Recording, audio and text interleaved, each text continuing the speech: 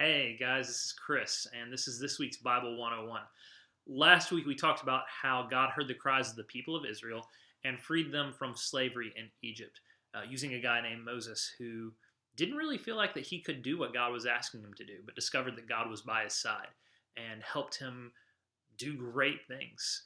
And today we're talking about what happens next. After the people of Israel passed through the Red Sea and escaped Egypt, they found themselves in the wilderness.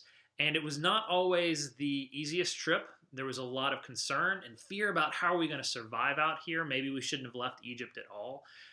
When Moses was up on the mountain where God appeared to him in the burning bush receiving the Ten Commandments, the people got afraid because Moses wasn't around. And so they wanted something tangible that they could trust and hope in. And that's why they melted down all their gold and made a golden calf. Of course, you're not supposed to make idols of God, so this was a really big problem. And then things really kind of got messed up when they got to the doorstep of the promised land, Canaan. And before they went in, they sent out spies to scope out the land and see what they needed to do next. And when they came back, two of the spies, Joshua and Caleb, said, "This is what God has promised us. If God is with us, the same God who got us out of Egypt, then we're going to be okay." But all the other spies came back and they said, "There's no way we can do this. Even if God is with us, this isn't going to happen." And so what was supposed to be an 11-day trip through the wilderness turned into 40 years. And that's a really long time to be wandering around in the desert. I mean, think of like the places you've been that are not civilization, where there's not towns, where there's not electricity or water. Of course, they would have had those things back then, but just the emptiness of it all.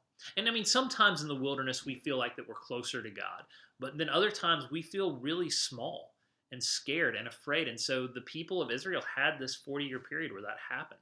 And Jenny's going to talk about this more, but I mean, sometimes the wilderness, we go in wilderness periods of our time and it's our fault, but sometimes it's because of just things being messed up in the world. Like there were plenty of people among Israel that were children that were born to those people who made those poor decisions, and they had to suffer for the consequences of what those people did. But the theme of the wilderness is one we see repeatedly through the Bible. It seems like almost everybody has to go through wilderness experiences. Abraham went through wilderness experiences. Moses went through one, and it was there that he actually found God in a burning bush. David, when he was king, he had to be in a wilderness experience a few times. Many of the prophets had to flee into the wilderness to get away from kings who wanted to kill them. Even Jesus found himself having an experience in the wilderness where he was tested and where things were difficult, and he had to cry out to God. And so the wilderness is not something that really any of us can escape. It's part of the biblical narrative and it's part of our life. But the good news is that it usually comes to an end. You do get to go home. The people of Israel, after 40 years, did find themselves back at the doorstep of the promised land. And the cool thing is there was a mirror that happened to how they escaped from Egypt. There's a river called the Jordan that is the border to Canaan. And when the people crossed over the Jordan River, the waters stopped so that the people of Israel could walk across dry land to enter into the promised land, just like they walked across dry land to escape from Egypt. The same God that was with them 40 years beforehand was still with them as they entered into Canaan.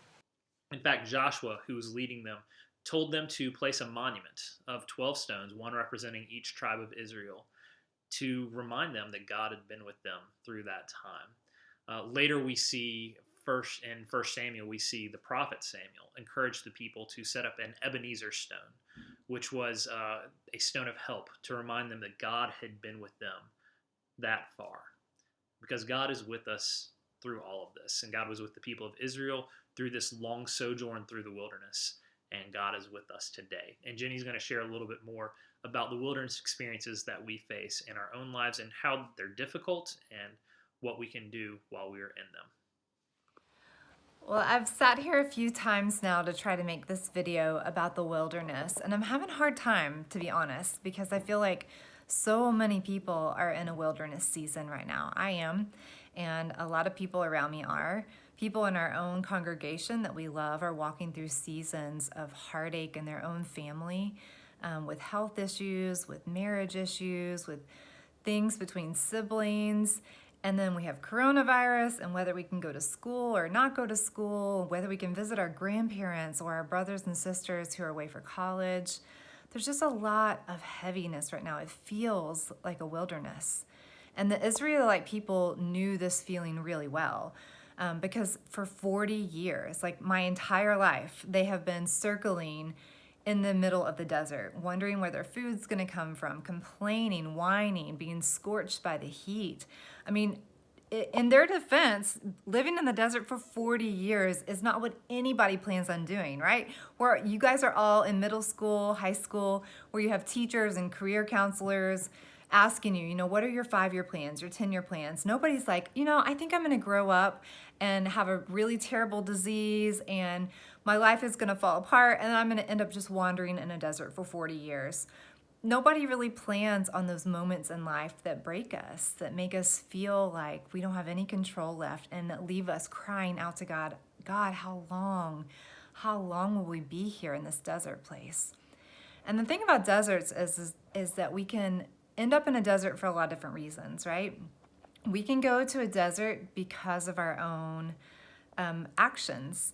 And sometimes we end up in this wilderness, this far away place where we feel isolated from the people we love and from God because of our own consequences of our own sin, our own brokenness leads us to that place. And I'm reminded of the prodigal son, right? The prodigal son ends up in this foreign land eating from a pig trough, all because his own actions led him to a self-made wilderness.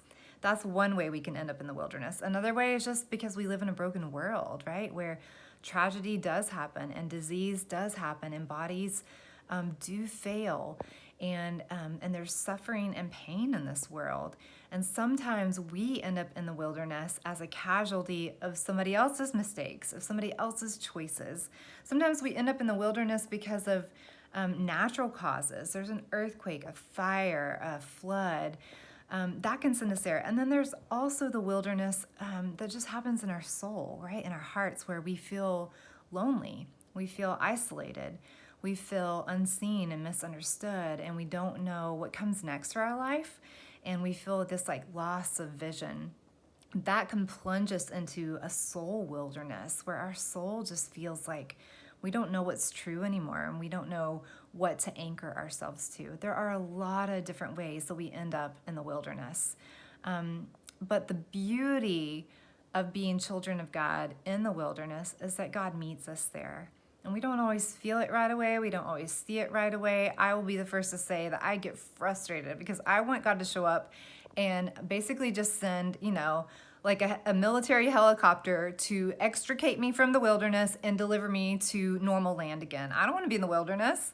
Some of my favorite passages in scripture talk about God making a way in the wasteland and bringing streams into the desert. And I'm like, I don't want your streams. I want a river and a gushing supply of water. And I don't want a teeny tiny way in the wilderness that just appears step after step in the dark. I want it to be bright and light, and I'd like somebody to deliver a plan for my whole life so that I have it all figured out and I have all the answers. But God doesn't ever say he's come to give us answers or to give us a direct path forward or to even rescue us from the wilderness. God just says, I'm with you. I go with you in the wilderness. I do make a way in the wasteland. I do show up with streams of water in the desert. The word Emmanuel that's found in scripture means God with us. And the beauty of all these passages of scripture, this story, the narrative, is that in the middle of the suffering and the pain, God shows up. I love Psalm 23. Yea, though I walk through the valley of the shadow of death, I will fear no evil, for you are with me. It doesn't say, yea, though I walk around it, the shadow of the valley of the shadow of death, or I get to skip it or I miss it. It says, when I do go through it, when I do have to walk through it, you are with me. So however you find yourself in the wilderness, whether it's because of your own consequences and mistakes or something else, the promise tonight is that just like the Israelite people, God shows up with manna and quail and makes a way so that we can get to the other side. We're never stuck and left to die in the wilderness. It becomes the most fertile place where we can encounter God and trust God's voice and take God's hand and follow God to the promised land.